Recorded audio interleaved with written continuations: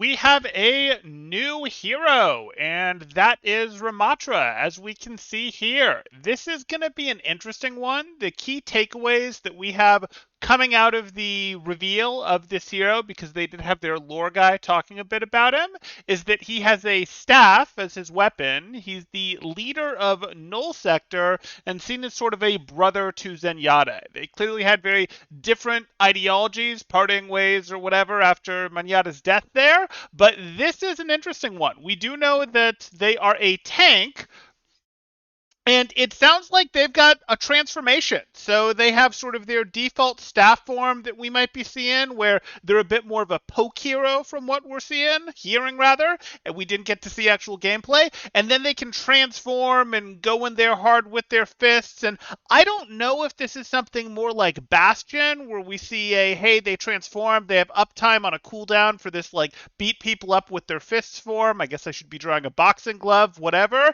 And then the rest of the time they poke with like a staff. I don't know. It's like we're gonna shoot staff magic bolts, whatever, something along those lines. Or if it's something where they can just transform more how Wrecking Ball transforms, where he's got two forms. He's got ball form and he's got mech form, and maybe we could even see them going, hey, let's have different abilities in the different forms. In fact, that seems like it would be the case if in one form they're supposed to be doing staff poke stuff, and in the other form they're using fists.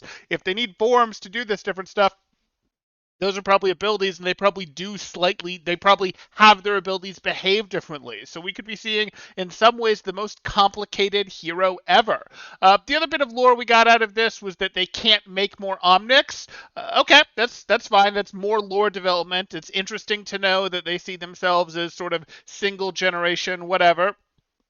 So, yeah, that's a really interesting one, Omnix being in the awakened state there. So that's kind of interesting. And I look at this and go, I have some worry about power creep. I definitely have some worry about power creep. There's always the concern of new hero. You want to it's good from a developer standpoint to release your new heroes a little bit stronger than normal, because that actually gets them played. If they're released weak, they don't get played, and then you don't figure out how to balance them. If you release them a little overtuned, they get played, and then it's actually easier to balance them. So I understand that, but I do worry if we have stances and it's like Bastion, the hero may just be too bad when their cooldown is down for their stance, too easy to push, that sort of thing.